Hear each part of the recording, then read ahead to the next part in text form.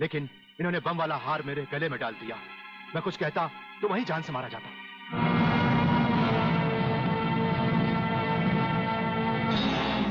तुम वहां पर भी मारे जाते और यहां पर भी मारे जाओगे।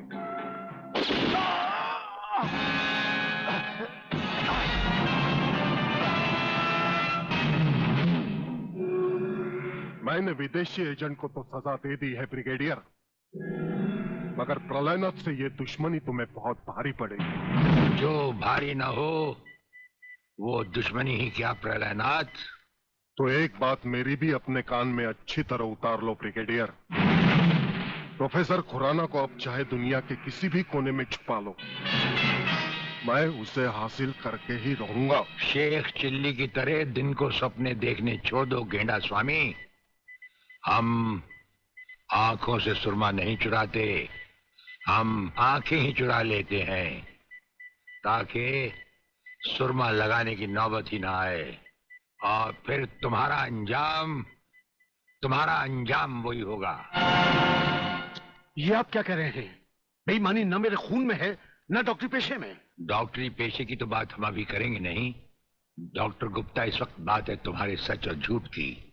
माथे पे आया हुआ पसीना पोछो और हमें राजा टंडेल की झूठी नहीं सच्ची रिपोर्ट की असलियत बताओ। झूठी रिपोर्ट? हाँ, जो रिश्वत लेकर तुमने बनाई और एक मामूली सी प्रेगनेंसी को एक खौफनाक रेप का केस बनाकर संजय और उसके दोनों साथियों को हवालात में पहुंचा दिया। ये सब झूठ है, आपको किसी ने गलत बताया है। चिल्लाने से झूठ नहीं छुपता डॉक्टर गुप्ता। हमें पहचानो, हमें ब्रिगेडियर सूर्यदेव सिंह कहा जाता है। हम मुर्दों से सच उगलवा लेते हैं, तुम तो फिलहाल जिंदा हो। सच सच कह डालो। आप समझते क्यों नहीं ब्रिगेडियर साहब? मैंने कोई गलत रिपोर्ट नहीं बनाई और न ही कोई रिश्वत ली है। फिर ये क्या है डैडी? ये देखिए,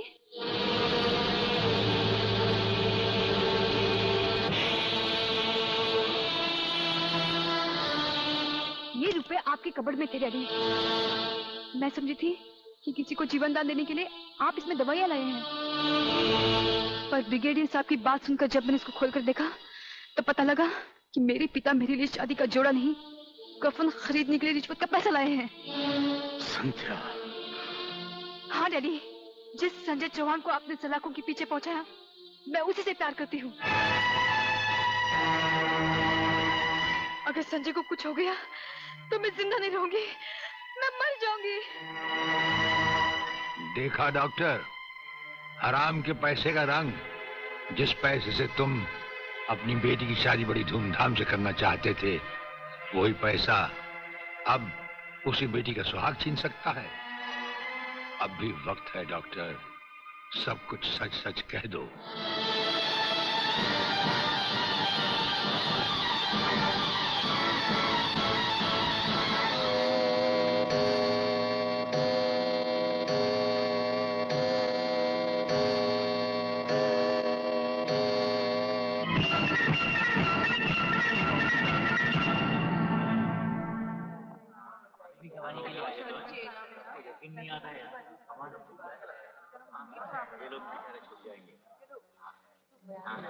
ऑर्डर ऑर्डर। अब डॉक्टर गुप्ता बयान देंगे जिससे सारी अदालत के सामने जाहिर होगा कि असलियत क्या है। जज साहब, मिस राधा टंडेल के बलात्कार की झूठी रिपोर्ट मैंने ही तैयार की थी। सच्चाई यह है वो पेट से थी और उनका अबॉर्शन मैंने ही किया था। जज साहब, मैंने अपना जमीन बेच दिया था। मैं अदालत के सामने कबूल करता हूं कि मैं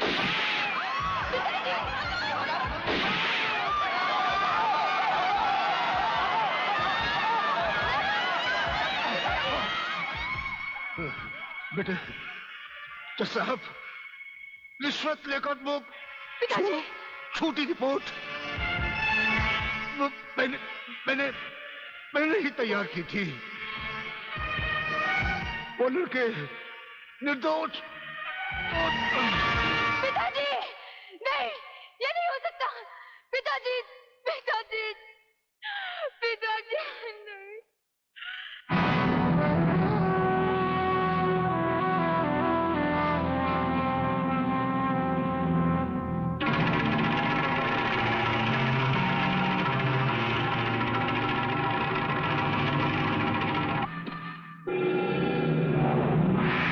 राजन मेरे चश्मदीद गवाह और उसके दोस्तों की आज कोर्ट से रिहाई हो चुकी।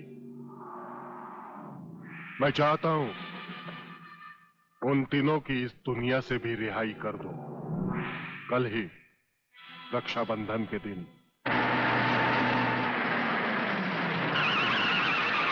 अरे शांति, यहां क्या कर रही है?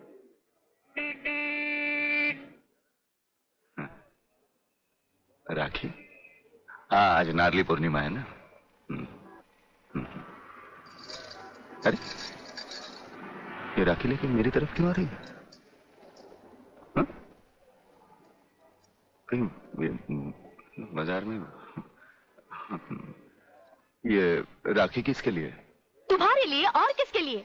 शादी करने की तो हिम्मत तुम्हें है नहीं। इससे अच्छा है कोई दूसरा हिम्मत वाला मर्द ढूंढ लूं और तुम्हें भाई बना लूं। लाओ इधर हाथ। नहीं नहीं नहीं नहीं नहीं, नहीं, मैं तुम्हें भाई बना के नहीं नहीं और मुझे राखी बांधने दो। नहीं ये नहीं नहीं नहीं बोला ना। नहीं, मेरे को राखी बांधते क्या करते तू? नहीं, मैं पुलिस वाला हूँ, वैसे भी तेरी रक्षा करूंगा। नहीं अब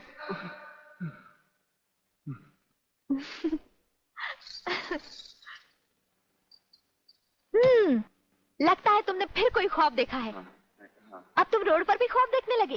कहीं ऐसा तो नहीं देख रहे थे कि ये राखी मैं तुम्हें बांध रही हूँ? तुम्हें कैसे मालूम? मैं तुम्हें अच्छी तरह पहचान गई हूँ। तुम ख्वाब में कुछ भी देख सकते हो। अरे बाबा, ये राखियाँ मैंने अपने भाइयों के लिए खरीदी हैं, समझे? Very good, very good. जानते हो राखी के धागे में कितनी ताकत होती है? नहीं यार, माँ सच कह रही है। भाई बहन के इस पाक बंधन को तुम लोग इतना कच्चा मत समझो। अरे इसके धागे में तो वो ताकत है जो 7 समुद्र पार भी भाई की रक्षा करता है। ये सब कहने की बातें अली, सब कहने की बातें। मेरा तो भगवान पर से भी विश्वास उठ गया। और फिर ये तो एक राखी है, रेशम का तार है और कुछ भी नहीं।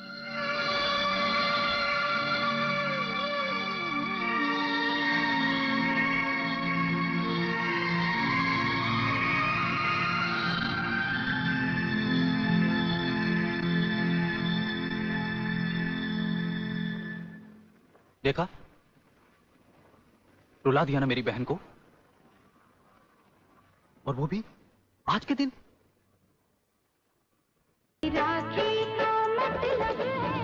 साजो!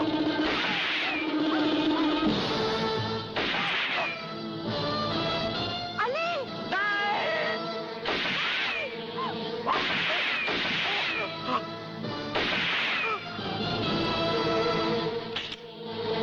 संजू, संजू नहीं, संजू नहीं, संजू।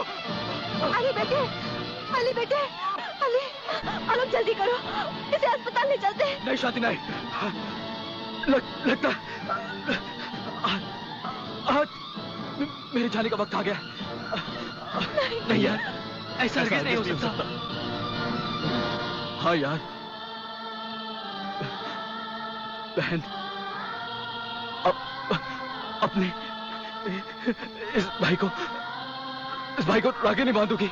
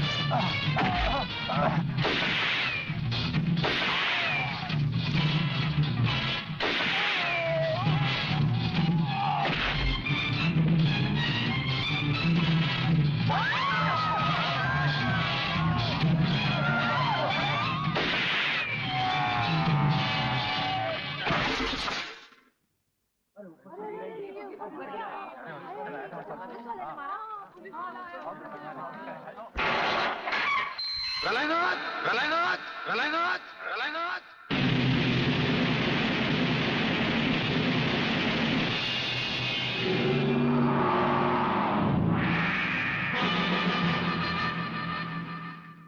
मेरे दरवाजे पे कुत्तों को भौंकने की इजाजत नहीं है। ये शेर की दहाड़ है। अगर नहीं सुनी तो आके फाड़ कर नीचे देख।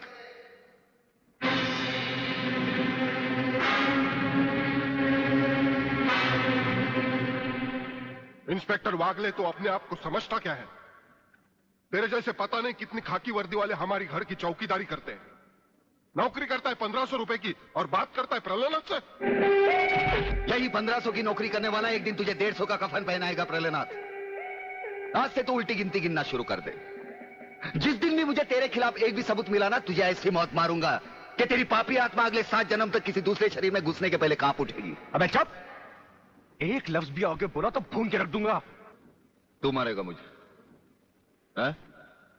चल चला। अब क्या सोच रहा है? चला गोली।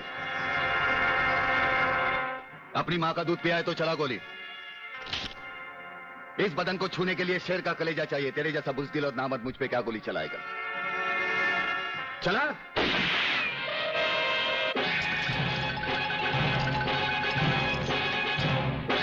पुलिस अफसर पर गोली चलाने के जुर्म में मैं तुझे गिरफ्तार करता हूं। प्रलयनाथ जरा भी हिले तो इसकी खोपड़ी खोल दूंगा।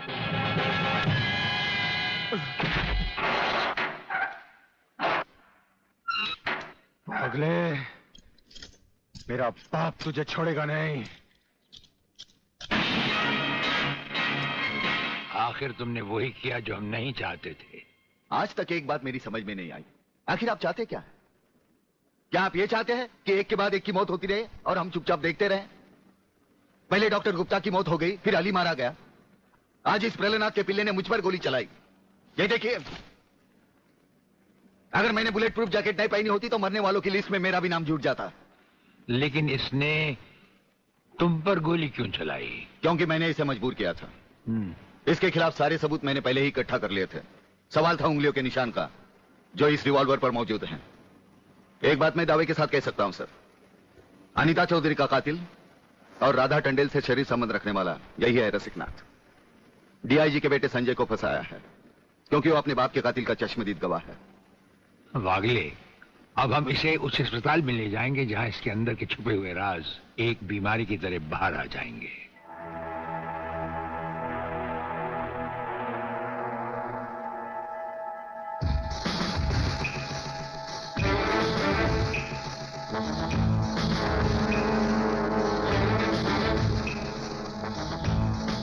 जो दुश्मन यहां बांधा गया, समझो उसकी अर्थी उठ गई।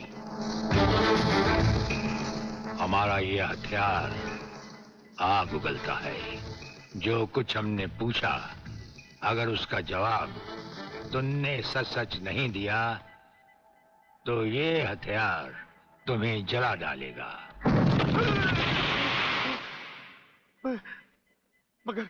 मगर आप चाहते क्या है? प्रलयनाथ गिरना स्वामी तुम्हारा बाप है। हाँ जी, हाँ जी। और अब वही इस देश को खत्म करने की तैयारियां कर रहा है। हाँ जी बिल्कुल। हाँ, मुझे माफ कर दो, मुझे जाने दो।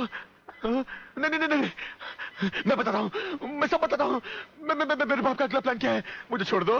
हाँ, मुझे मेरे बाप से कोई लेना देना नहीं है। मैं तो उसको जानता भी नहीं हूँ। मेरे बाप का अगला प्लान है कि प्रोफेसर खुराना को किडनैप करने वाला है। फ्रेंड्स, मिसाइल की सबसे इंपॉर्टेंट चीज है ये, इसे मिसाइल फ्यूज कंडक्टर कहते हैं।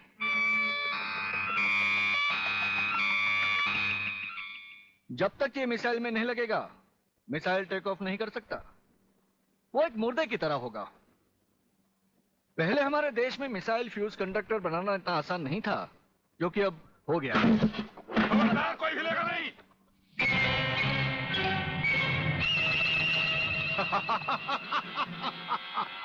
कौन हो तुम? सवाल मत करो, सिर्फ काम की बात सुनो। तुम्हें ये फ्यूज कंडक्टर लेके हमारे साथ चलना होगा प्रोफेसर, वरना तुम्हारे सिक्योरिटी गार्ड्स के साथ साथ हिंदुस्तान का ये रिसर्च सेंटर तुम सभी साइंटिस्टों का कब्रिस्तान बन जाएगा। मैं किसी भी हालत में तुम्हारे साथ नहीं चल सकता, चाहे अंजाम कुछ भी हो। ठीक है, तो अंजाम देखो।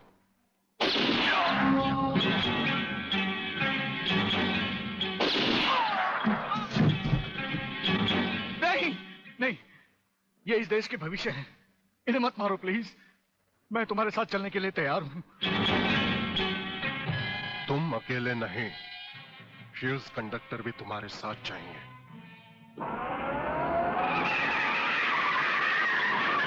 रुको डैडी, डैडी रुको। डैडी, ये बहुत खतरनाक लोग हैं, मुझे बचा लो डैडी, जल्दी जल्दी जल्दी।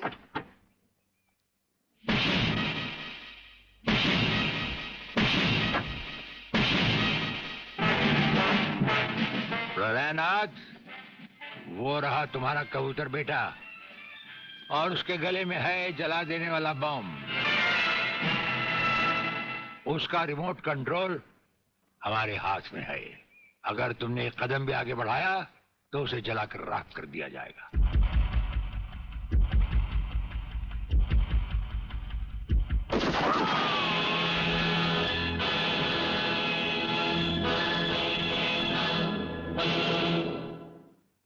काफी हो गया, ये तमाशा बंद करो प्रलयनाथ। हाँ डैडी, आप वो ही करिए जो ये कहते हैं, वरना ये लोग बहुत खतरनाक लोग हैं, मुझे मार डालेंगे। क्या चाहते हो तुम? क्या मजेदार सवाल किया है तुमने, समझे नहीं। प्रोफेसर खुराना को वापस करो और अपने इस कबूतर बेटे